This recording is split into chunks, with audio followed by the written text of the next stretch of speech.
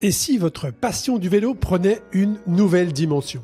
Rejoindre la Fédération française de cyclotourisme, la FF Vélo, c'est bien plus que rouler à vélo. C'est partager des sorties conviviales, c'est progresser grâce aux conseils des plus expérimentés, partager aux plus jeunes qui souhaitent se développer, mais c'est aussi profiter de milliers d'événements. Adhérer, c'est aussi bénéficier de nombreux avantages, de formation, dans un cadre qui donne encore plus de sens à chaque coup de pédale. Alors êtes-vous prêt à trouver un club? Pour cela, rendez-vous sur le site ffvélo.fr et rejoignez la grande communauté des cyclotouristes. FF Vélo, le vélo ensemble.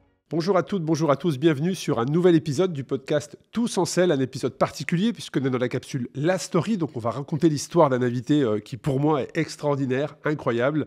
Vous allez le découvrir, mais avant tout, c'est le lancement d'une nouvelle saison, le lancement de la saison Tous en selle qui se déroule du 11 novembre au 11 décembre avec une première qui a eu lieu il y a quelques jours au moment où on lance cet épisode.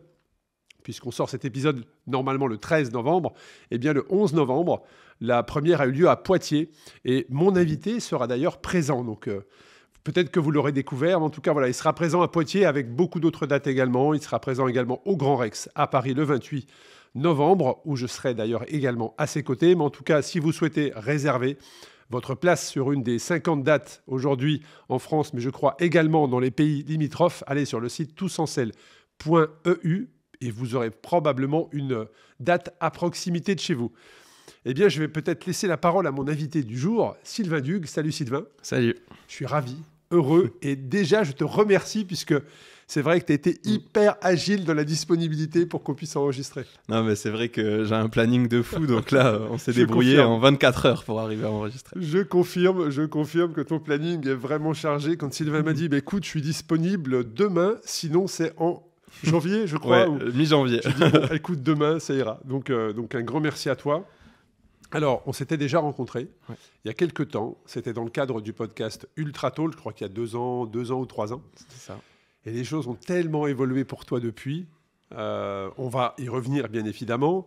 Mais avant toute chose, tu as un documentaire qui est dans la sélection de la saison du festival Tous en selle, qui s'appelle Lanterne rouge, avec une magnifique illustration, une magnifique affiche.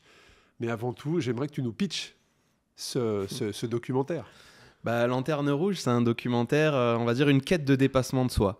C'est-à-dire que moi, il y a 2 ans, j'étais encore un sportif plutôt axé dans le triathlon, mais je cherchais quelque chose pour me dépasser et j'ai découvert une course qui s'appelle la Race Across France, une traversée de la France à vélo de 2500 km.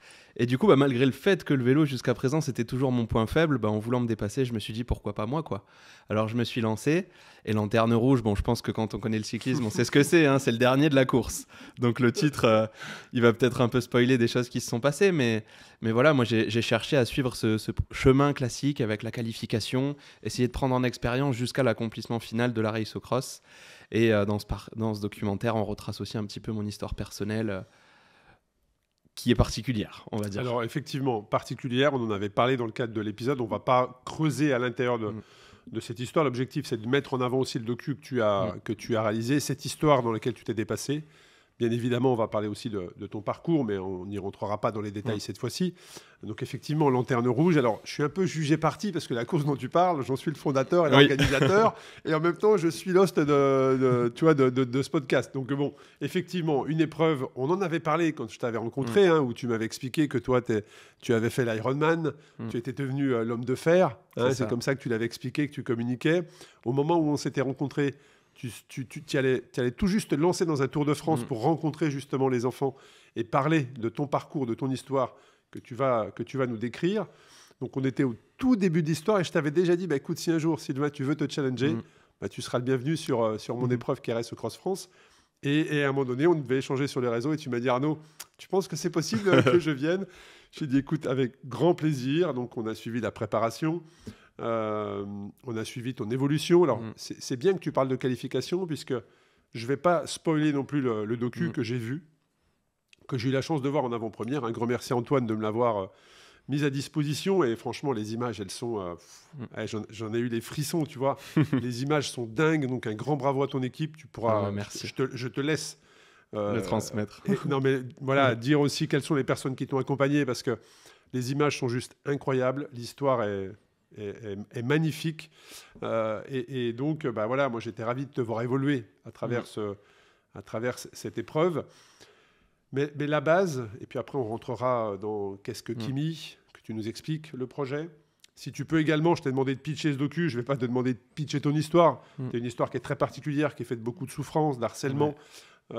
Mais qu'est-ce que tu peux nous dire sur, tu en parles dans le documentaire d'ailleurs, hein, ton enfance. Moi j'ai été marqué dans le docu quand tu expliques que tu demandais à la police de te garder, de ne pas faire en sorte que ton père te reprenne, sinon tu allais mourir.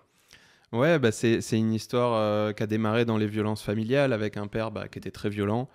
Voilà, j'ai été témoin de violences sur ma belle-mère. Une fois qu'elle s'est enfuie, j'en ai subi moi. Et donc c'est vrai que pendant 2 ans, j'ai subi beaucoup d'intimidation de la part de mon père. J'ai été forcé à mentir pendant plusieurs années. Il a été violent physiquement. J'ai encore quelques cicatrices aujourd'hui sur mon corps de certains jours.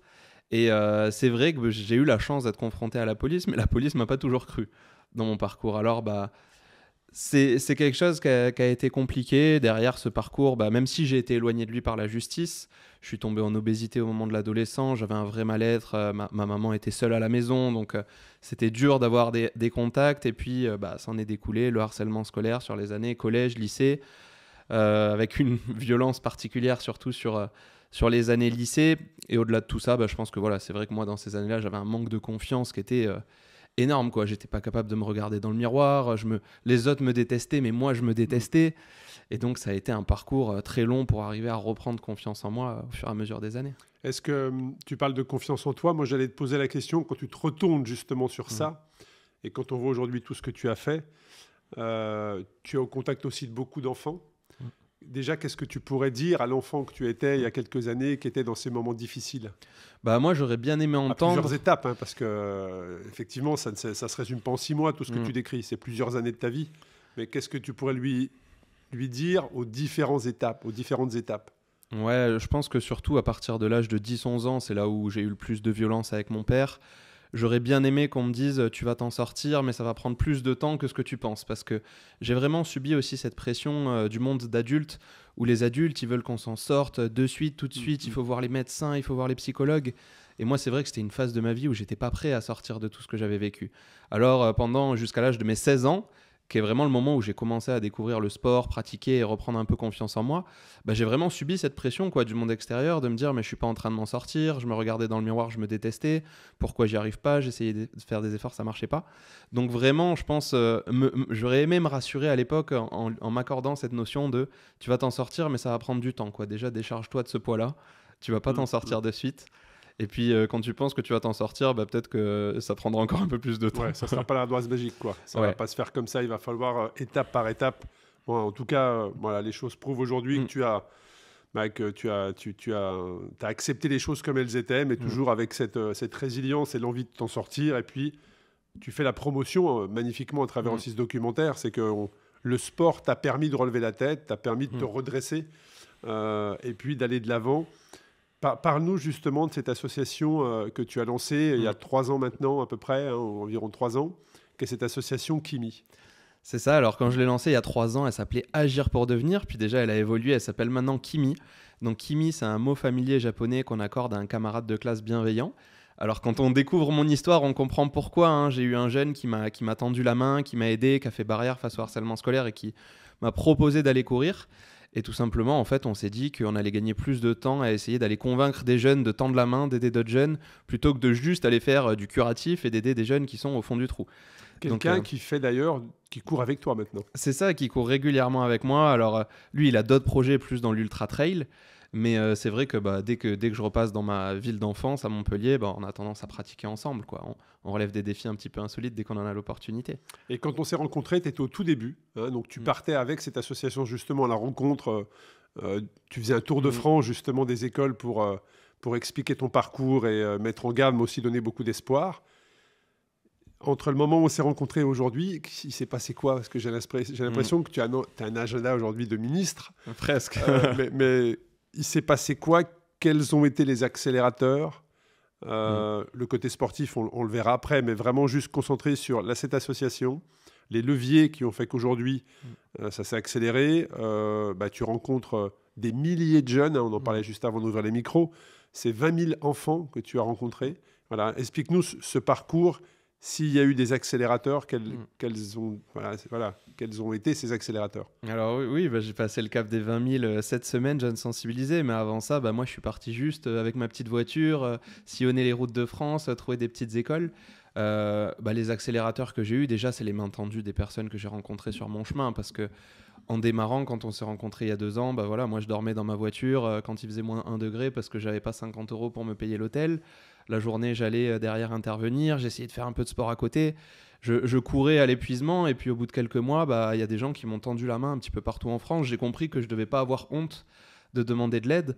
Alors, il y a des dizaines, j'ai envie de dire presque centaines de gens qui m'ont accueilli un petit peu partout en France. Aujourd'hui, je sais que partout où je vais en France, j'ai un pied à terre, quoi. Ce que je n'avais pas. Et puis, un des grands accélérateurs, c'est que, quelques mois après qu'on se soit rencontrés, j'ai décidé de mettre en place la gratuité des interventions pour les jeunes. Alors, on n'avait pas les fonds pour les assurer, mais nous, on s'épuisait à faire de l'administratif. Même si tout ça, c'était du travail, ça avait une valeur, on s'épuisait là-dedans parce qu'on était juste à 4 mains avec Sophie, une dame qui m'accompagne dans mes projets. Et la gratuité, ça nous a permis de voir plus de jeunes, de pouvoir aller dans des endroits tout simplement qui ne pouvaient pas se payer des interventions classiques. Hein. Donc ça nous a aidé à accélérer. On a eu un parrainage du ministère des Sports, ministère de l'Éducation nationale, que j'ai eu l'occasion de rencontrer. En octobre dernier, j'ai fait un déplacement à la Sorbonne avec la ministre pour parler sur ces thématiques, notamment de harcèlement scolaire. Et puis, c'est les partenaires derrière. C'est-à-dire que quand moi j'ai démarré, j'avais juste une idée. Les partenaires sont arrivés. On avait Clairefontaine, groupe de papeterie. On a eu Septéo, un éditeur de logiciels qui est basé sur Montpellier, qui nous a accompagnés. Ça, c'est nos 2 partenaires historiques. Et puis là, on a l'Agence nationale du sport qui nous soutient depuis 2 ans. Et on a Publicis, donc groupe de communication. On a un cercle de partenaires assez restreint, mais qui nous aident sur nos différentes missions. Et tout ça nous a aidé à professionnaliser l'association. Et aujourd'hui, c'est ce qui fait que depuis 1 an à peu près, j'arrive à vivre de mon engagement. Et ça, c'est peut-être la plus belle victoire. C'est sûr, parce que quand on connaît ton parcours et qu'on voit les interventions, il y a quelques images d'ailleurs dans le documentaire, Lanterne Rouge, c'est presque, j'allais dire, heureusement, tu vois, c'est logique, quoi. Mais les politiques à travers tout ça, même si en France, c'est assez mouvementé ces derniers temps, est-ce qu'il y a un engagement réel parce qu'aujourd'hui, tu es la personne la plus légitime pour parler de ça, de harcèlement auprès des enfants, attention les signes, de peut-être même détecter. D'ailleurs, ça t'est arrivé d'avoir des enfants qui viennent te voir à l'issue de tes interventions? Ça m'arrive presque tous les jours. Hein. J'ai envie de dire, encore il y a 2 jours, quand j'étais à Strasbourg, il y a des jeunes qui sont venus à la fin, qui m'ont parlé de leurs difficultés. Il y en a qui m'écrivent sur les réseaux sociaux le soir.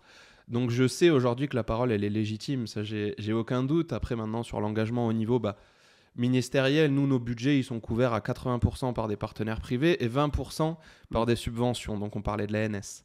Maintenant, au niveau des ministères, j'ai juste une lettre de parrainage. C'est-à-dire que pour commencer, c'était les ministres qui avaient placé leur confiance en mon projet, ce qui m'a permis de pouvoir rentrer dans des écoles. Parce qu'au début, quand on n'est pas agréé, c'est quelque chose de difficile. Et par contre, on n'a pas encore de soutien au-delà. On espérerait, dans les mois, années qui arrivent, pouvoir être soutenu financièrement, peut-être même être reconnu d'utilité publique un jour, passer un cap et faire en sorte que Kimi, ça devienne un petit peu l'équivalent de ce qu'est Sam aujourd'hui, dans la prévention de l'alcool au volant. Donc demain, l'objectif, c'est qu'on sache que Kimi, c'est celui qui croit en ceux qui ne croient pas encore en eux. Ah non, c'est très bien résumé, effectivement, puis on se souviendra de cette phrase-là. Mais est-ce qu'il t'est arrivé parfois, Sylvain, lors de tes interventions, de détecter un enfant en souffrance et toi, d'aller voir le corps enseignant et de dire, cet enfant, par rapport à ses signes, moi, je me retrouve, ou en tout cas, soyez vigilants. Est-ce que ça t'est arrivé? Oui, parce que peut-être qu'un enfant, comme tu l'as dit, n'ose pas au tout début, tu vois, on n'ose pas, on a peut-être peur que la personne en face ne nous croit pas. Mais est-ce que toi, ça t'est arrivé d'avoir un ressenti, un feeling ou des signes qui te font dire que...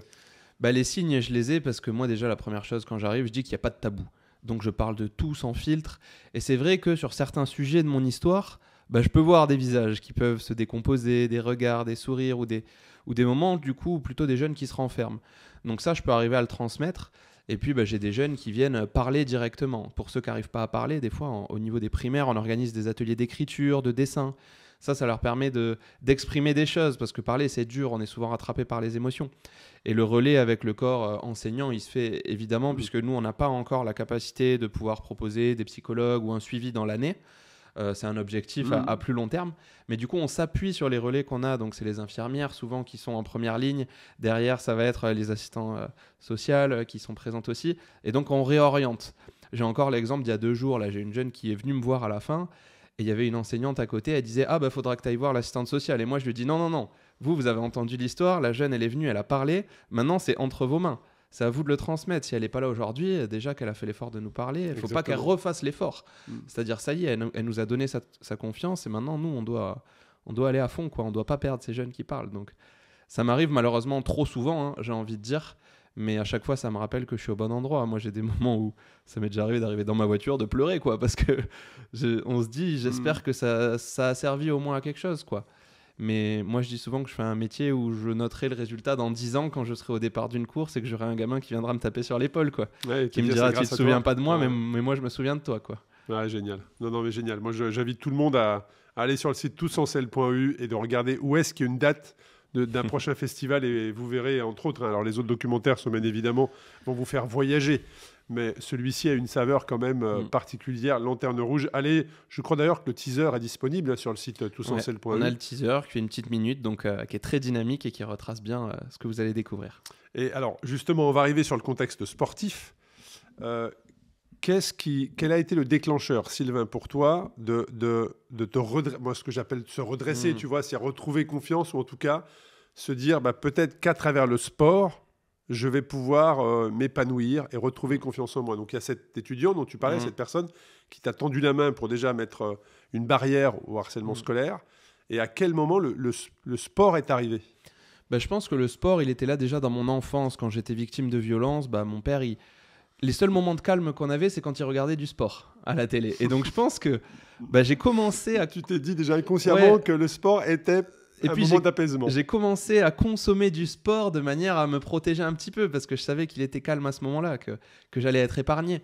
Alors moi, pendant pas mal d'années, je dirais jusqu'à mes 15-16 ans, j'ai consommé du sport à outrance parce que j'avais pas le courage d'y aller moi, quoi. Mais par contre, je m'inspirais vraiment de ce qui se passait. Vraiment, ça m'inspirait. Et là où j'ai passé le cap, c'est quand il y a eu cet ami qui m'a tendu la main et qui m'a proposé un soir d'aller courir pour avoir des abdos. Hein. C'est cliché, mais c'est un truc d'adolescent. Il m'a dit, je vais courir. C'était le déclencheur. C'était vraiment... ces paroles de dire, allez, Sylvain, viens avec moi, on va aller courir, puis tu verras, ça va permettre d'avoir des abdos. C'est ça. Nous, on habitait à Montpellier, à côté de la plage. Mois de février, il me dit, dans 4 mois, c'est l'été, j'ai envie d'avoir des abdos pour aller à la plage, quoi. Donc, je vais courir, faire des pompes, des abdos. Et puis surtout, il m'a dit, si tu veux, prends ton vélo pour m'accompagner. Et moi, j'avoue, quand il m'a dit ça, je me suis retrouvé un petit peu attaqué dans mon ego. Je me suis dit, mais je suis capable d'aller courir. Pourquoi il me dit de prendre mon vélo ? Est-ce qu'à ce moment-là, tu étais en surpoids ? J'étais en obésité même. J'étais en obésité. Je suis monté à 100 kilos à l'âge de 15 ans. J'étais un des plus petits aussi de ma classe.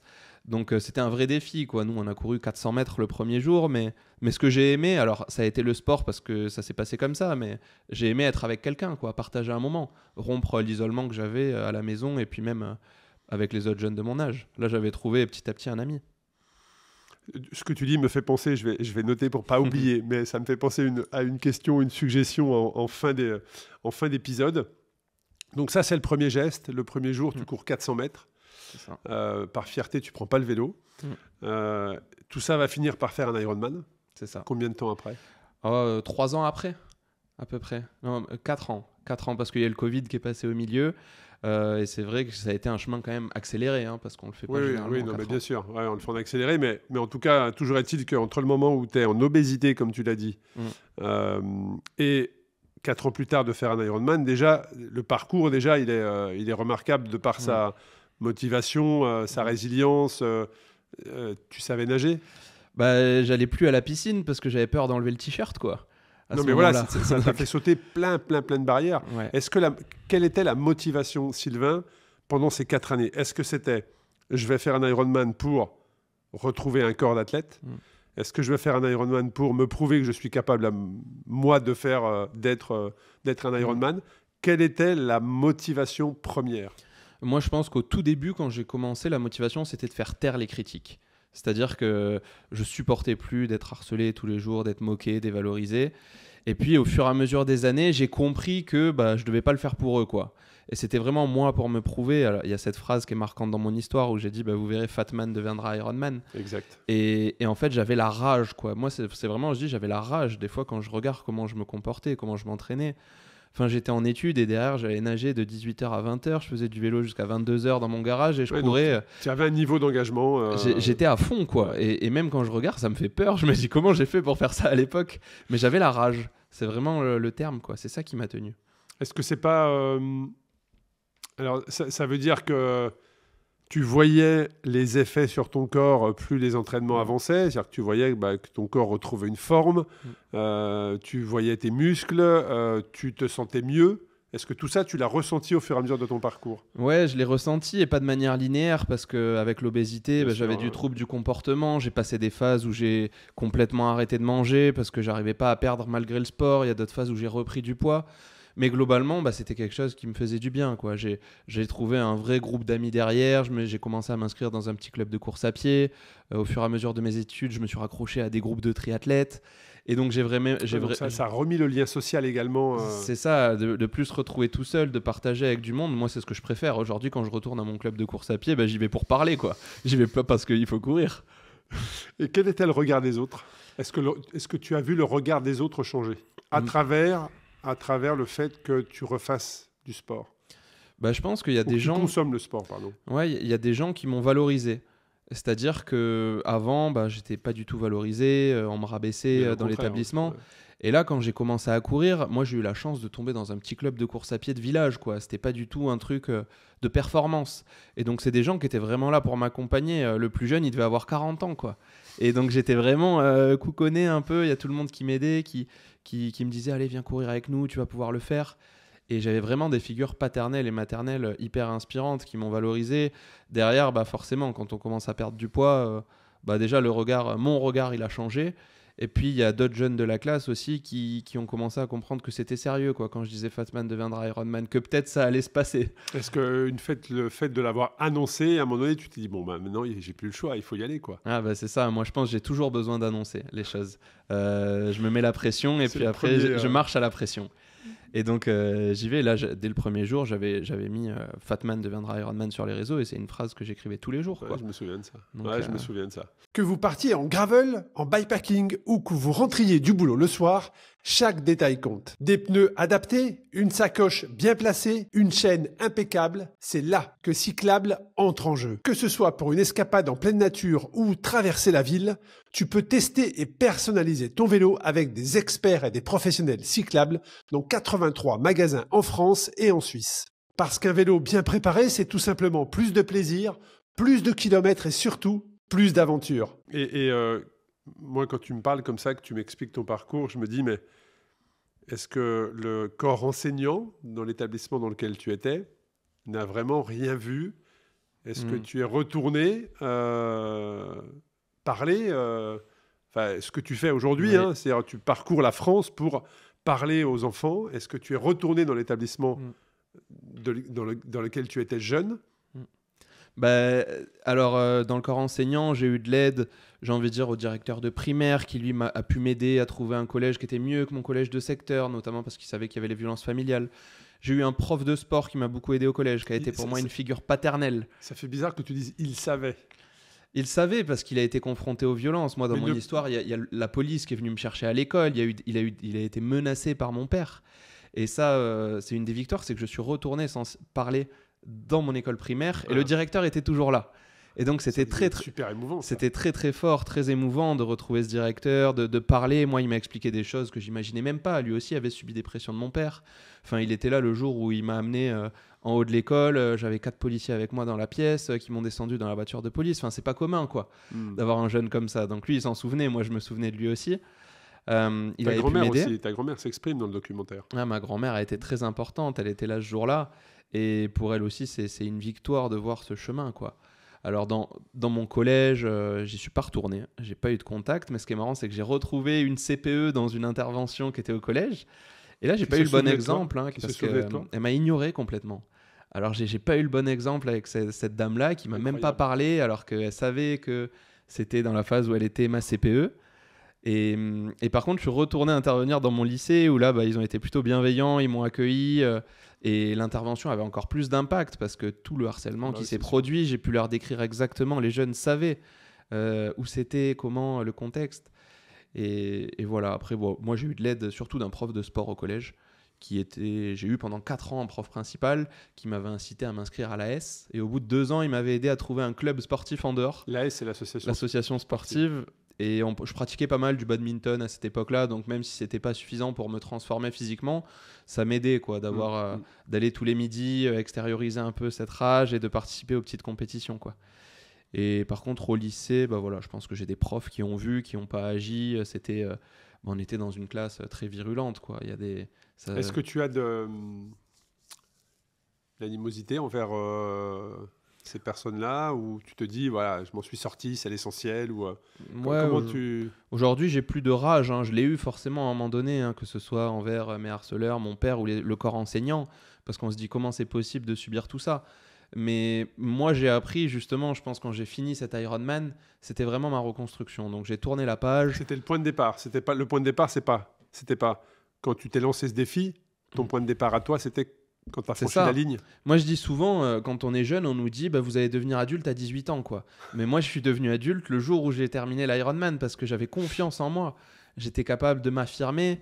C'est des choses qui peuvent paraître bêtes, mais à 21 ans, j'étais un enfant, quoi. Et par contre, quand j'ai passé la ligne, je pense que j'avais fait le deuil de cette enfance. Donc, c'est vraiment ça qui m'a aidé à sortir de là, ouais. Non, mais c'est ce que tu dis, hein. Toi, tu fais la promotion justement du fait que tu te sois développé, que tu aies retrouvé confiance en toi à travers le sport. Et tu nous expliques tout ça. Donc là, effectivement, tu es devenu adulte, comme tu le dis, quand tu franchis cette ligne. Derrière, il y a ce projet de créer cette association, d'aller à la rencontre des enfants, de parler, de ne pas avoir de frein ou de craindre le regard des autres. En même temps, quand on voit ton parcours, le regard des autres, juste d'aller parler à des enfants. Je pense que maintenant, j'ai plus peur de grand-chose. Voilà, je pense que tu n'as plus peur de grand-chose. On va arriver sur ce docu, mais à quel moment, donc le vélo, bien évidemment, il faisait déjà un peu partie de ta préparation. On en avait parlé quand on s'est rencontrés. Toi, tu étais plutôt quelqu'un, justement, à envoyer des watts, à rouler assez fort. Donc, tu avais déjà cette préparation cycliste dans le cadre de ta préparation triathlon Ironman. Et on avait évoqué Race Cross France quand on avait parlé, parce que tu l'avais déjà dans ton scope. Et à quel moment tu t'es dit, voilà, maintenant, mon prochain défi, je me focus sur cette édition? Ouais, je pense que j'ai passé le cap. J'avais fait ce premier Ironman, j'en ai fait un deuxième, un troisième, et puis je me suis rendu compte que j'y retrouvais pas la même chose que ce que j'avais vécu, quoi. Que c'est un défi qui me faisait plus peur. C'est-à-dire que moi, je maîtrise, on va dire. Voilà, je vais pas y aller pour performer. J'y vais parce que j'ai envie de me challenger dans la durée. Et le troisième, il me faisait pas peur, quoi. Et d'ailleurs, je suis parti à l'échec parce que j'avais pas peur d'échouer. Je me souviens de ce poste. Donc, je suis parti dans le mur parce que je me suis pas entraîné. J'étais persuadé que j'allais le faire. Je me souviens de ce poste. Et donc là, j'ai eu une grosse remise en question où je me suis dit, quel est le sport dans lequel je suis le plus mauvais parmi le triathlon? Et c'est vrai que c'était le vélo. Alors, j'étais très, très bon nageur, bon coureur. Et j'étais capable de rouler 180 bornes à 28 de moyenne, mais c'était mon point faible. Et après, je me suis dit, effectivement, quelle est la course qui est la plus dure, en fait, en France? Et j'ai trouvé la Race Cross France. Et à ce moment-là, je me suis dit, ça, j'ai peur de le faire. Et mon point de départ, c'est ça, c'est de me dire, si j'ai peur de le faire, il y a eu la préparation, mais même au départ, j'avais peur. J'avais vraiment peur. Je ne savais pas ce qui allait m'arriver. Ne serait-ce que passer les caps de 500 km. Moi, je suis le cliché du triathlète qui, un jour d'été, s'est dit, allez, je pars au lever du soleil et je reviens au coucher, quoi. Ma plus grande sortie, c'était 250 bornes. Et là, de se dire, je vais faire 2500, c'était irrationnel, complet. Je me souviens des échanges qu'on a eus. Je me souviens de ce post où tu dis je pensais que j'allais le faire sur le talent, et en fait non. Pas du tout. donc voilà, remise en question. Et effectivement, tu le dis dans le documentaire, donc là je spoil pas, mais tu expliques, tu viens de le dire, j'avais fait 260 bornes le 1er janvier et là je devais en faire 2500 km. Donc, alors les gens qui nous écoutent vont se dire mais comment c'est possible de pouvoir être au départ d'une épreuve qui fait 2500 km alors qu'on a fait 260? Comme l'a dit Sylvain, il s'est qualifié, c'est-à-dire qu'on a des épreuves en support. Et quelqu'un qui est au départ du 2500 km a forcément une garantie à apporter à l'organisation, qu'il a déjà fait un certain nombre de kilomètres. Et donc, tu t'es qualifié à travers Race Cross Paris. C'est plus de 700 participants également au nord de Paris. On traverse Paris, bien évidemment, mais c'est basé à Chantilly. Et là, moi, je me souviens je me souviens de toi. Sacrée course. Alors, sacrée course, tu es finisher, donc tu termines, mais là, il fallait une résilience de dingue pour terminer, parce que grippé, malade, fiévreux, et les gens se disent, mais on ne peut pas pédaler dans ces conditions. Bah si, Sylvain, lui, il fait ses 500 km. Il termine, je crois, à 2 heures du cut-off. C'est quelque chose comme ça. Non, 27 minutes. 27 minutes, voilà. 27 Donc, minutes. c'était... Je te revois arriver de nuit sous la pluie. En plus, il y avait eu un orage, tout était démonté. Enfin, et 28 minutes près, voilà, tu termines. Tu te reconstruis. Déjà, quand tu termines Paris et que tu sais que dans quelques semaines, quelques mois, tu as 2500 km à faire, c'est comment dans ta tête ? C'était un soulagement parce que là j'ai vraiment souffert quoi. J'ai senti que je tombais malade la veille de la course et 1 heure avant le départ j'ai commencé à avoir de la fièvre. Alors j'ai senti que ça allait être dur. Au bout de 100 bornes j'étais assis sur un banc, j'étais limite en micro-sieste alors que les autres y passaient quoi. C'était dingue et là ça a été le soulagement déjà de s'enlever ce poids là, de se dire... des fois, quand on a une histoire comme moi, qu'on peut apporter de la médiatisation ou quoi, on pourrait s'imaginer que limite on nous dise viens au départ, je te donne une place. Mais pour moi, c'était hyper important de se dire ma place, je l'ai pas volée en fait. Je suis là parce que je mérite d'être là, même si admettons, je suis le dernier. J'ai été le dernier en l'occurrence sur la course de qualification, mais en fait, je la mérite quand même. Et donc moi, je suis arrivé au départ en me disant je suis légitime d'être au départ. Donc c'était un grand soulagement. Après, déjà, avant de penser à la suite, fallait se remettre quoi. J'avais un abcès rétropharyngé, donc en plus on a mis 2 semaines à détecter le truc. J'ai souffert encore pendant 2 semaines derrière. Tu te souviens des gens qui étaient avec toi dans le gymnase à Chantilly ce jour-là? Alors, vous n'étiez pas nombreux effectivement, arrivés dans la nuit avec l'orage. Est-ce que tu te souviens des gens qui étaient là? Ou tu étais dans ton monde et tu récupérais et voilà. Je me souviens surtout des 50 derniers kilomètres, c'est-à-dire qu'à un moment donné je me suis assis dans un fossé et je me suis dit je vais pas finir quoi. Déjà à ce moment-là j'étais persuadé que j'étais dernier. J'ai passé 10 minutes assis sur un arbre, contre un arbre, et j'ai 2 participants qui arrivent de nulle part, quoi. C'est-à-dire, moi, j'étais persuadé que j'étais dernier. Et en discutant avec ces mecs, ils m'ont dit non, mais allez, viens, repars, tout ça. Donc, eux, je me souviens vraiment, parce que ce qui est assez dingue, c'est que un des 2 gars qui m'a accompagné est venu me voir au départ de la Race Cross France. Il est venu m'encourager, ça tombait qu'il avait un déplacement pro, et il est venu, quoi. Et donc c'était fort parce que en vrai sans ces gars-là les 27 minutes je sais pas si je les passe. Ça joue à pas grand-chose sur 50 bornes effectivement 27 minutes. Et derrière je pense que moi j'avais qu'une hâte, c'était rentrer à l'hôtel quoi. Donc les gens dans le gymnase pas forcément. En fait ma question c'était aussi pour ce moment-là, pour ces personnes-là, mais aussi les gens qui étaient dans le gymnase. Donc il y avait un couple d'Anglais qui était venu et qui avait terminé détrempé. Il y avait, je crois que c'est un Thaïlandais qui avait fait 4 fois une course d'ultra trail, le Thor des Géants, je crois, et il était quadruple finisher. Et quand tu connais le niveau des personnes qui terminent, et il était venu avec un vélo, j'allais presque te dire vélo taf, parce que quand tu vois le vélo avec lequel il a fait ses 500 km, tu te dis, wow, le mec courageux, mais n'empêche qu'il termine. Et il y avait quand même autour de toi des gens qui avaient une grosse expérience, parce que ce couple d'Anglais avait une grosse expérience. Et donc, voilà. Après, dans ces moments-là, tu sais, il n'y a pas de dernier. Oui. C'est de finir en fait. Il faut finir ce qu'on a commencé et tu l'as magnifiquement fait. Et puis, alors je l'ai déjà dit, mais le docu est hyper bien monté parce qu'il fait des flashbacks. Il fait des flashbacks et quand tu expliques ta course, il y a des moments de l'histoire à travers le parcours. Ouais. Et là, pour le coup, ça te transporte de manière incroyable. D'ailleurs, j'en profite pour faire un petit coucou. C'est vrai que dans ce documentaire, on a la voix d'un grand chroniqueur qui malheureusement nous a quittés. Donc on a une pensée pour lui, mais c'est vraiment, vraiment très, très bien monté. Les gens qui vont être spectateurs vont voyager à travers ton documentaire, à travers ton histoire, mais aussi à travers le cyclisme et les monuments du cyclisme français. Et puis ensuite, on te voit évoluer au départ de Race Cross France. Et dans le docu, moi, j'y retrouve les étapes que j'ai souvent décrites, c'est-à-dire l'excitation du départ. Tu vois ce que je veux dire? L'excitation du départ, l'acceptation de la douleur et le fait que tu deviennes, à un moment donné, il y a un point de bascule qui se fait. Ouais. Et là, tu as un lâcher-prise. Quelque part, tu te moques des conditions dans lesquelles tu es. Ça fait partie du truc et il faut y aller, en fait. Et dans le docu, j'ai retrouvé ces étapes-là. Non, mais exactement. On le voit. Déjà, le premier exemple, c'est que je dois partir vers 21h. Et au bout de 3 heures, on prend la pluie. Et ce qui montre bien que je ne suis pas dans l'acceptation au début, c'est que je m'arrête. Je m'arrête parce qu'il pleut en fait. Au bout de 3 heures de course, je me retrouve à faire une petite sieste sous un abribus, puis derrière il pleut et j'ose pas partir. Parce que je me dis, non mais je pars pendant 10 jours, je vais pas me mouiller la gueule maintenant quoi. Donc j'ai eu toute une phase où bah, j'étais un peu... en fait, j'étais juste Sylvain, sportif, triathlète, qui sort pas son vélo quand il pleut quoi. et je me souviens que j'ai dû très vite déjà sauter cette barrière parce que j'ai regardé mon téléphone et il pleuvait jusqu'à 10h le lendemain matin. Et donc forcément, je me suis dit non, je vais pas rester sous l'abribus pendant 5 ou 6 heures. Disons que ça aurait été compliqué derrière. C'est ça. Tu partais déjà avec un handicap si tu faisais ça. Donc non, j'ai accepté au fur et à mesure ces petites barrières, la douleur. Enfin voilà, ne serait-ce qu'au bout de 200 bornes, on peut se dire, mais il y avait 2500 bornes à faire. Au bout de 200 bornes, on est frais. Moi, j'avais mal comme un gars qui avait fait 200 bornes, quoi. C'est-à-dire, j'étais fatigué au bout de 200 bornes. C'est vrai qu'on le voit, on voit vraiment dans le docu ce point de bascule qui est assez rapide, effectivement. L'excitation du départ. D'ailleurs, j'ai adoré ta phrase de dire je pars pendant 2500 km, 10 jours maximum. C'est génial. Moi, c'est la première année au départ de Dinan où la veille, j'ai été roulé... avec quelques participants, on a été roulé 1 heure, 1 heure et demie, je crois, et c'est la première année, moi qui suis organisateur, voilà, et qui ai créé ce concept, et je me suis dit, ils ont quand même de la chance, quoi, tu vois.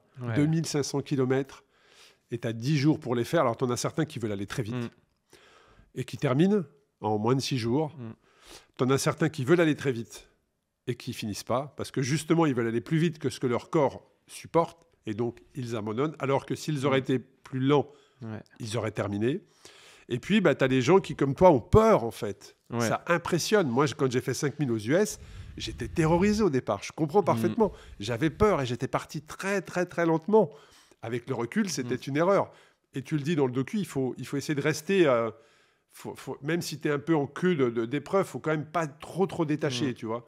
Et c'est exactement ça. Et moi, je pense qu'il y a quelque chose, justement, qui décrit bien la peur. C'est que assez vite, on se retrouve avec des concurrents.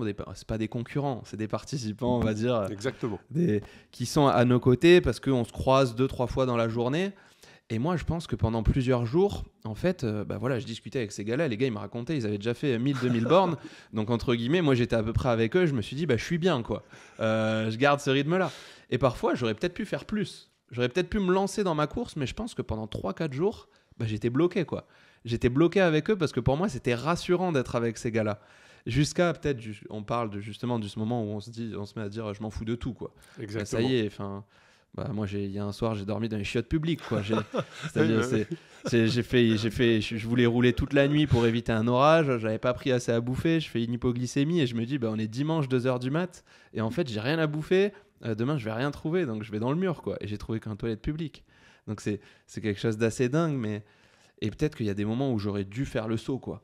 Moi, je sais que justement, dans les derniers jours... se lâcher prise, effectivement.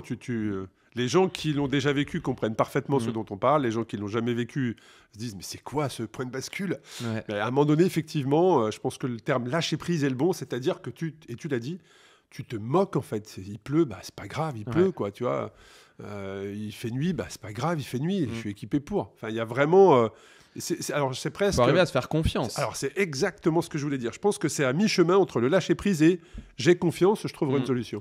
Mais moi, les premiers jours, en fait, j'avais trop peur de la nuit. J'ai pas réussi à passer une nuit. D'ailleurs, les 3 nuits que j'ai essayé de rouler non-stop, où je me suis dit, je fais nuit blanche, j'essaye de passer le cap, de faire le jump, quoi, entre guillemets, parce qu'il y avait un gros sujet avec les bases de vie pour moi, qui était à l'arrière du peloton. J'ai pas réussi, quoi. C'est-à-dire que même, je pense que j'aurais pu, mais quand j'arrivais à 2-3 heures du matin, je me bloquais. Je me disais, non, mais il faut que je me garde une petite sécurité. Ouais. Ça me fait penser à Camille. Je me souviens, Camille, qui a terminé le 2500 km sur le podium, d'ailleurs, il y a 2 ans, je crois, quand on discute avec elle, justement, sur cette question de nuit, comment tu gères la nuit, et elle nous disait, moi, c'est simple. Hein, au début, comme je ne savais pas dormir dehors, je ne prenais rien avec moi pour dormir dehors parce que de toute façon, j'avais peur et je ne savais pas dormir dehors. Jusqu'à un jour, à un moment donné, elle s'est dit, il faut dormir dehors, il faut dormir dehors. Et elle y est allée petit à petit et depuis, elle maîtrise parfaitement. Mais pour elle, c'est, moi, j'ai jamais dormi dehors, donc je prends rien avec moi. Et au final, elle a totalement lâché prise sur ça. Elle s'est dit, voilà, si j'ai que ça, je dors avec ça et puis c'est parti, quoi. Je peux totalement valider parce que je suis parti sur la rafle sans sac de couchage. Voilà. J'ai pris juste un bivy bag en me disant c'est le matos obligatoire. Exactement. Et puis en fait je vais pas m'en servir. Pour moi je me suis dit bon, Si moi on j'avais met vraiment le matériel obligatoire, c'est qu'à un moment donné, il peut servir. D'ailleurs, et il m'a servi le premier jour. voilà. D'ailleurs, les couvertures de survie, c'est pareil. On a imposé 2 couvertures de survie depuis 3 ans sur cette épreuve. Tous les ans, on nous dit mais pourquoi 2 couvertures de survie Et à la fin, on nous dit merci. Exactement. Non, mais là, c'est vrai que moi, je suis parti. Moi, j'avais imaginé la Race Across France. Voilà, je pars 10 jours. Oui, il y a 2500 km. Mais dans ma tête, c'était il y a des jours, je vais m'arrêter au bord d'un cours d'eau, 2 heures, je vais me faire une petite baignade. Pas du tout. Pas du tout. Enfin, quand on est à l'arrière comme moi, ne serait-ce que le terminer en 10 jours, c'est une performance. Et chaque minute compte, en fait. On se rend compte que chaque minute compte pour faire ne serait-ce que 250 km par jour. Moi, c'est la seule course que je connaisse où on peut faire 240 bornes dans la journée et on se dit, putain, mais j'en ai pas fait assez, quoi. C'est un truc de malade. Je me souviens avoir eu un échange avec Romain Bardet. Je l'ai peut-être déjà parlé d'ailleurs dans les différents podcasts sur lesquels j'ai participé ou animé. Mais j'ai croisé une fois Romain Bardet, ça devait être en 2019. Je crois que c'était en 2019. Il était encore chez AG2R. Il préparait le tour. Il s'entraînait dans l'Iseran avec un de ses collègues. Et puis, moi, j'étais au sommet de l'Iseran. Donc, j'attendais les participants qui étaient peu nombreux à cette époque-là. Et je voulais les voir passer dans les Alpes. J'avais passé la nuit dans ma voiture à Val d'Isère et j'étais monté au lever du jour à l'Iseran. Et à un moment donné, je vois Bardet qui arrive. Donc j'avais logoté ma voiture avec le nom de la course. Et il me dit, c'est quoi Race Across Et je lui explique le concept. Il me dit, génial, mais ils font quoi 200 bornes par jour Je dis, non, ils font 400 bornes, 450. Et il n'a pas compris le concept, en fait. Tu vois. Ça l'avait vraiment impressionné. Mais c'est vrai que les distances sont incroyables. Et je le dis des fois, mais les plus rapides font jusqu'à 700 km les 24 premières heures. Moi, je suis toujours impressionné par ces distances. Et à quel moment, Sylvain, tu as lâché prise ? Est-ce que tu te souviens du déclic ? Moi, j'ai lâché prise quand j'ai pas eu le choix de lâcher prise. C'est-à-dire que sur mon parcours, j'ai raté les 2 premières bases de vie. Ouais, exact. Alors la première, j'avais vraiment 10 heures de retard. La deuxième, j'avais une opportunité pour la voir. Ouais, parce qu'on avait rallongé, avait rallongé déjà sur la première, on avait rallongé un petit peu. Et sur la deuxième, qui était située à Montastruc, la Conseillère, au nord de Toulouse, on avait bien rallongé avec les autorisations nécessaires et les accords de la mairie pour ça, parce que c'est des espaces que l'on loue. Et malgré ça, il y en a quelques-uns qui ont raté. Ouais. Je me suis retrouvé, il me semble que j'avais 12 heures pour faire 200 km pour avoir la deuxième. Mais à ce moment-là, c'était trop de risques. Moi, je pensais que moi, je me souviens parce que je suivais ton parcours et je t'envoyais quelques messages d'encouragement, mais je m'étais dit, il va le faire. Tu vois, je m'étais dit, il va aller la chercher. Moi, je me suis dit, c'est trop tôt pour faire l'effort. Parce que là, la nuit d'avant, c'est la nuit où je dors dans les toilettes publiques. Donc, tu étais en gestion, là. Voilà, je viens de dormir dans les toilettes publiques, je viens de prendre 6 heures de flotte sur la gueule. C'est ma pire journée avec des sensations où je fais que 200 km sur les 24 heures, ce qui est largement en dessous de ce qu'il faut faire. Ouais. Et à ce moment-là, faire 200 bornes en 12 heures, peut-être que je peux le faire, mais je vais dans le mur, quoi. Et surtout, si je loupe la base de vie, je vais vraiment dans le mur. Et moi, je me suis dit, j'avais besoin, à chaque fois, j'ai remarqué ça, c'est à chaque fois que j'avais une mauvaise journée, j'avais besoin d'une journée tampon. Pour dire, allez, je refais les stocks, tout ça. C'est important de se connaître. Hein. Et donc là, c'était ma journée tampon. Et je me suis dit, par contre, une fois que je passe la deuxième base de vie, la troisième, il faut que je fasse le jump. Et moi, alors ça, c'est quand je le raconte, les gens, ils me prennent pour un fou, mais... La troisième était à Clermont-Ferrand. Hein. C'était aussi un beau chantier pour y accéder. Ouais, et moi, je me suis imaginé sur mon vélo jouer à un match de tennis. En fait, on avait 5 bases de vie. J'en avais raté 2. Et dans ma tête, j'étais dans un match du Grand Chelem. J'avais perdu les 2 premiers sets. Les 3, et je me suis dit, si j'ai les 3 autres, je peux encore gagner le match, quoi. Et donc, à ce moment-là, c'est parti dans ma tête où je roulais, mais comme un fou, où j'avais plus peur.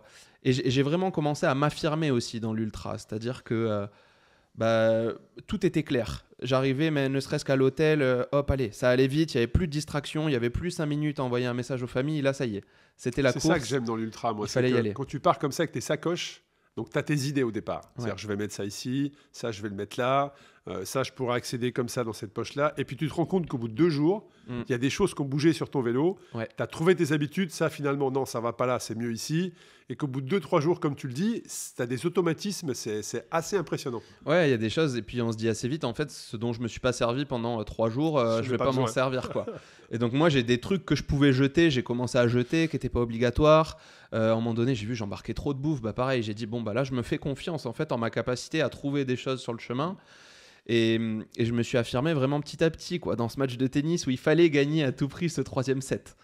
C'était ça pour moi la clé qui allait me lancer, quoi.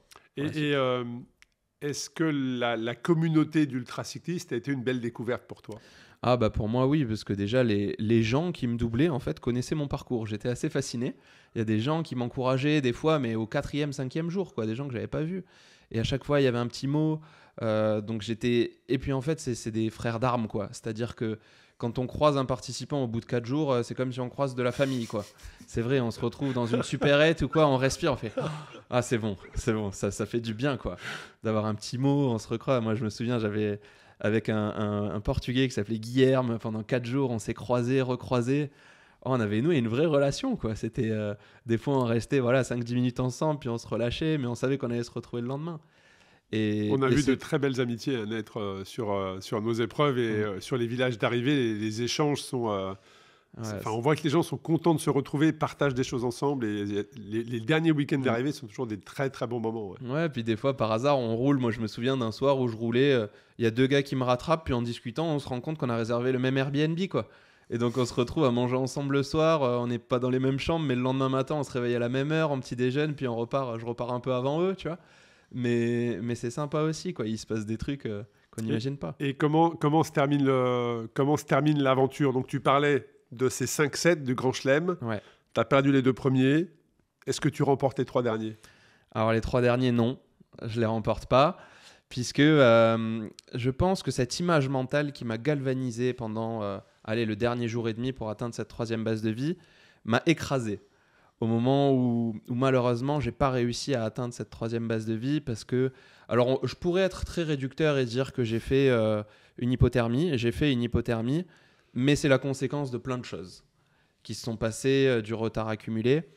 Et tout simplement, je pense que cette image mentale, à un moment donné, quand je me suis rendu compte que, vous le verrez dans le documentaire, mais j'arrive pas à atteindre cette 3e base de vie, je me suis dit 3-0, quoi. Et ce qui est terrible, c'est qu'en fait... fin de la partie, quoi. 3-0, fin du match. Ouais, puis c'est pas éliminatoire. Et puis j'étais quand même dans une bonne dynamique parce que la première base de vie, je la loupe à 10 heures, la deuxième à 8 heures. Et là, au pire des cas, même en repartant, j'aurais eu 3 heures de retard, quoi. Donc, je pense qu'il y aurait toujours eu moyen d'eux. Et bon, après, il s'est passé beaucoup de choses qui font qu'il y a eu un moment donné où la chaleur s'est mêlée de tout ça. Donc, je me retrouve à faire gros coup de chaud. Puis, 6 heures après, il fait 6 degrés au fond de ma fontaine. Enfin, il se passe des choses assez insolites, quoi. Et le mélange de la fatigue, l'usure et puis ce match de tennis, c'est une belle image. C'est un match que j'ai perdu, alors que je pense que ça a été ma faiblesse mentale à ce moment-là. Tu sais, on dit souvent, alors c'est vrai que je ne vais pas dire que c'est uniquement dans l'ultracyclisme et la Race Cross France, mais dans les sports d'endurance en général, que ce soit en vélo, en course à pied, même dans la voile, enfin toutes les épreuves au long cours, on dit que ça regroupe toutes les émotions d'une vie. Est-ce que tu es en phase avec ça? Je suis en phase toi, avec ça. En plus, avec ton parcours, des émotions, à des petites, tu as dû en avoir, notamment d'injustice. Ouais. Mais est-ce que ça regroupe pour toi le condensé d'une vie? Totalement. C'est une vie en accéléré, en fait, l'ultra. C'est là qu'on apprend... Qu'on apprend, ça fait beaucoup de séances de psy, un ultra quand même. Oui, je confirme que tu as le temps de te parler à toi-même, ça c'est sûr. Non, c'est tellement riche. Moi j'ai vu, vous le verrez au départ, je hurle de plaisir, quoi. Puis ne serait-ce que 10 heures après, je suis dépité parce que je me rends compte que j'aurai pas la première base de vie. Puis derrière, y a une phase de frustration parce qu'on reprend la pluie pendant 48 heures, alors que quand on regarde les réseaux, les premiers, ils sont dans la canicule du Sud, quoi. Et donc on se dit pourquoi nous, quoi? Il y a un sentiment d'injustice. Pourquoi les autres ils ont pu avoir la base de vie, moi j'ai pas eu? Pourquoi des fois on arrive dans des zones où tous les hôtels sont pris par les autres participants, nous on n'a rien, et pourquoi on va devoir dormir dans les chiottes, quoi?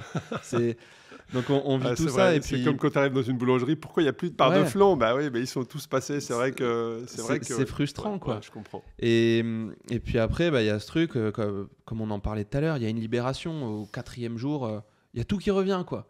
Moi, je me souviens, le 4e jour, j'ai eu des meilleures sensations qu'au premier, mais je roulais à 30 de moyenne. J'ai monté au 4e jour ma moyenne de 2 km/h, quoi, en temps de roulage. Est-ce que c'est pas ce dont tu décris, est-ce que c'est pas l'état du flow?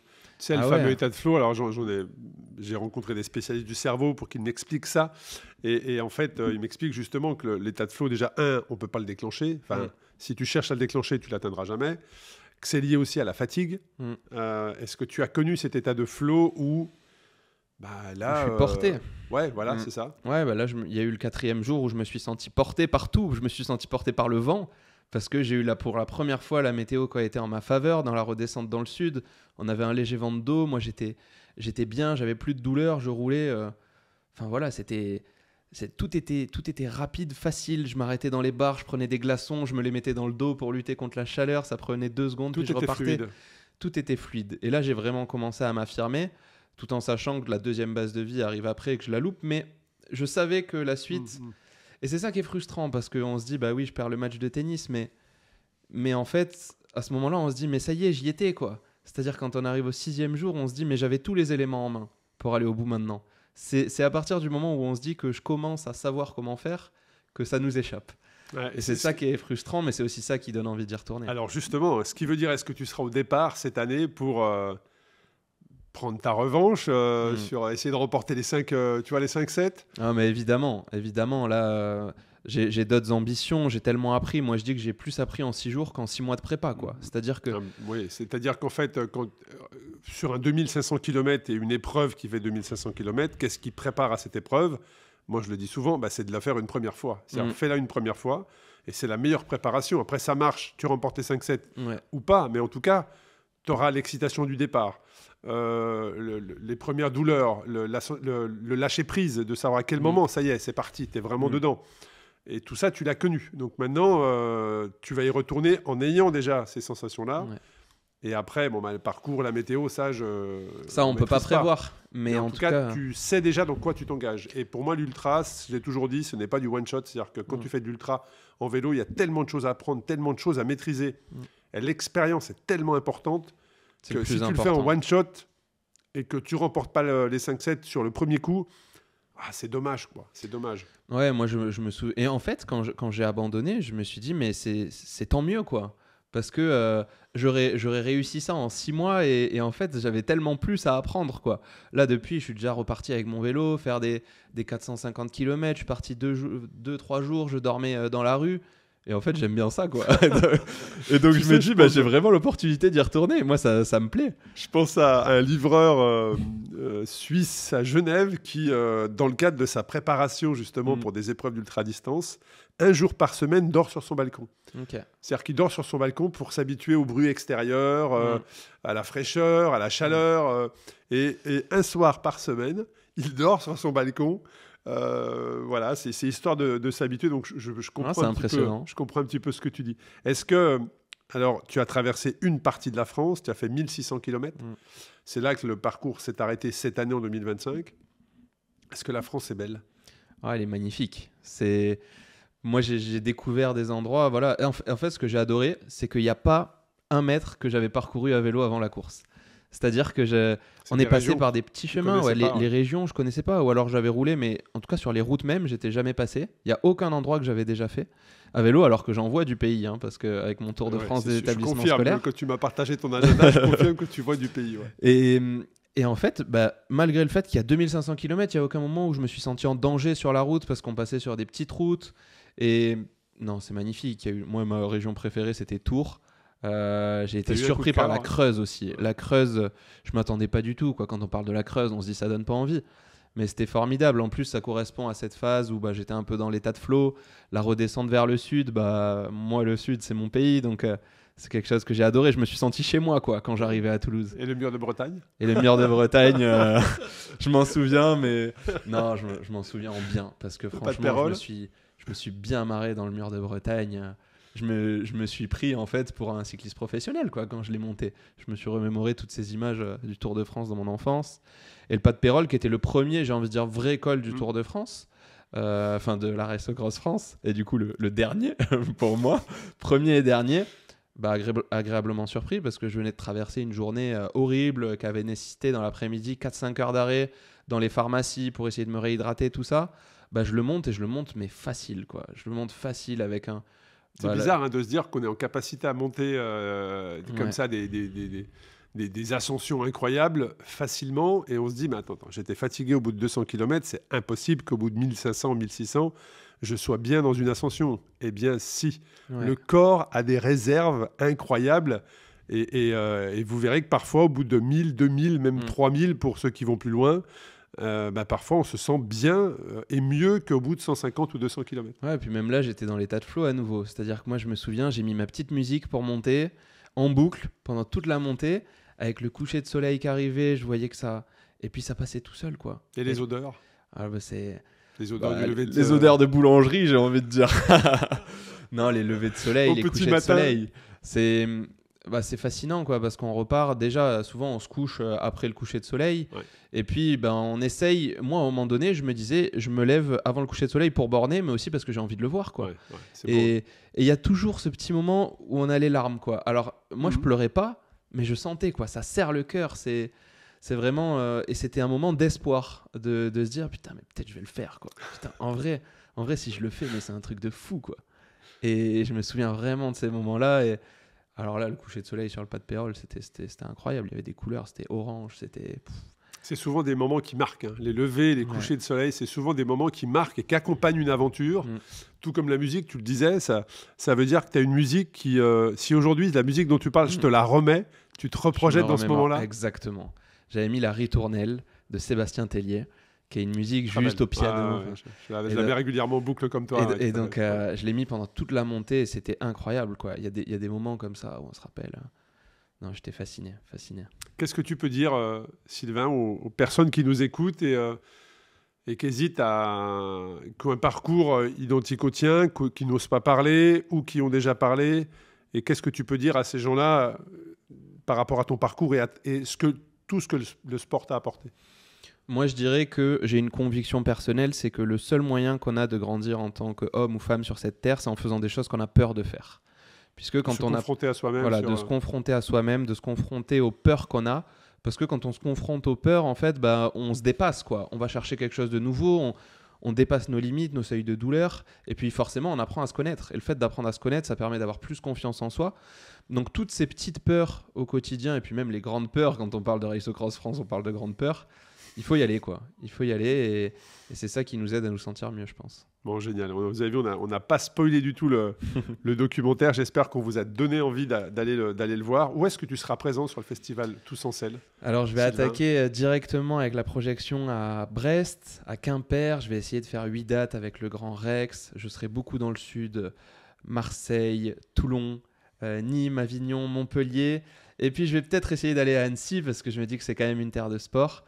Donc voilà, j'ai réussi à me dégager au moins 8 dates pour aller partager, on va dire, tout ce travail déjà, qui est un travail formidable, on n'en a pas parlé, mais documentaire monté par Emma Delorme. Ouais, je voulais vous poser la question sur quelle était ton équipe, parce que franchement, le docu, il est bien pensé, les images sont splendides, l'histoire qui est racontée à l'intérieur avec des flashbacks, elle est juste, elle t'emmène en fait, elle te transporte, donc tu fais bien de les mettre en avant. Ouais, et Emma Delorme qui a fait équipe avec Teddy De Warine. Donc c'est un binôme que je ne lui ai pas imposé parce qu'il faut supporter son binôme pendant 10 jours de course, donc je lui ai demandé de choisir son binôme et ça a matché parce qu'ils avaient déjà travaillé ensemble. Donc avec cette équipe-là, on va essayer d'aller rencontrer un petit peu les gens, leur partager notre travail, nos inspirations.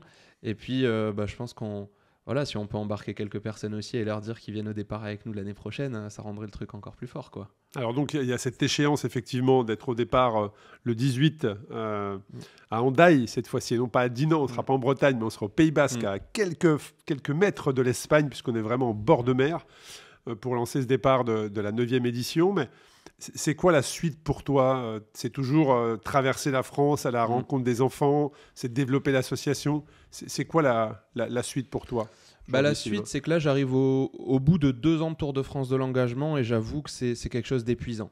Aujourd'hui, je ressens le besoin, que ce soit sur le plan personnel, professionnel, d'un peu plus de stabilité. Donc, j'ai pour projet en janvier de pouvoir me retrouver un pied à terre. Pour avoir 6 mois devant moi, à la fois pour bien préparer mon défi sportif, mais aussi pour, on va dire, donner un nouveau souffle à l'association, parce que je me rends compte que le rythme que j'ai tenu depuis 2 ans, je ne pourrais pas le tenir toute ma vie. Et à un moment donné, il faudra que je puisse me poser. Donc ça va être d'aller chercher de nouvelles personnes qui, comme moi, vont pouvoir porter un message différent, sûrement pas sur des violences familiales ou du harcèlement, mais en tout cas autour de la confiance en soi, comment reprendre confiance. Et moi je vais m'accorder, comme je disais, 6 mois peut-être un peu plus souple, avec quand même beaucoup de déplacements, mais on va dire que 10 semaines de déplacement en 6 mois, ce sera souple pour moi comparé à ce que j'ai vécu. Et voilà, j'espère prétendre à retrouver un petit peu plus de stabilité aussi physique, voilà, moi, mon petit penchant, c'est l'obésité. Ces 2 ans de Tour de France m'ont fait reprendre 15 kilos par rapport à là où j'en étais. Donc, je prétends arriver déjà mieux préparé et puis un peu plus en forme physiquement pour savourer vraiment pleinement l'expérience l'année prochaine. Ouais. En tout cas, c'est vrai, ce que tu développes, la promotion, tout ce que tu mets en place, moi, ça me fait penser aussi dans un autre axe, je dirais, l'engagement de Boris Guirardi avec la team adaptive que l'on accompagne aussi avec tous mes collègues, les personnes qui m'accompagnent dans ce projet de Race Cross Series, qui met en avant, qui accompagne et retrouver à travers le sport également la confiance en soi de personnes qui ont perdu un membre, qui ont été amputées ou qui souffrent d'un handicap non visible. Et bien à travers leur sport, ils retrouvent confiance. Et quand tu me dis, j'écoute ton histoire, et quand tu me dis, bah voilà, moi j'aime le partage, je vais courir dans mon petit club de village parce que je sais courir, c'est bien, mais c'est surtout parler. Et je me dis que pourquoi pas un jour, Race Cross France serve de support à des personnes que tu pourrais accompagner en équipe pour qu'ils retrouvent confiance aussi en eux, alors qu'ils ont été victimes d'agressions, d'harcèlement et ont souffert d'obésité. Si notre épreuve peut servir de plateforme comme elle l'est pour Boris et le handicap visible et invisible, ça serait génial. Ça serait génial de se dire qu'après avoir eu, moi, la chance de rencontrer un Kimi, je sois le Kimi de quelqu'un. Je pense que je le suis pour beaucoup de gens dans les établissements scolaires, mais il y a cette envie avec l'association aussi, au-delà de notre Tour de France, de pouvoir avoir un impact plus à longue durée et d'accompagner sur des projets durables des gens qui veulent vraiment reprendre confiance. Donc, j'ai envie de dire... affaire à suivre. Bon, génial. En tout cas, un grand merci pour ta disponibilité, ta réactivité. Bon retour sur Strasbourg. Bonne tournée tous en selle. On sera tous les deux le 28 au Grand Rex à Paris. Donc, n'hésitez pas à venir à notre rencontre. Sylvain sera à plusieurs dates. Moi, je serai présent également le 25 sur la date de Lyon à Brignais. Donc voilà, on est à votre écoute. N'hésitez pas à partager cet épisode. N'hésitez pas à nous mettre une petite note. Ça facilite aussi la visibilité et d'avoir aussi des invités comme Sylvain justement pour venir partager leurs histoires. En tout cas, un grand merci pour votre fidélité et je vous donne rendez-vous très prochainement pour un nouvel épisode du podcast Tous en selle. Merci beaucoup. Merci. Merci à toi.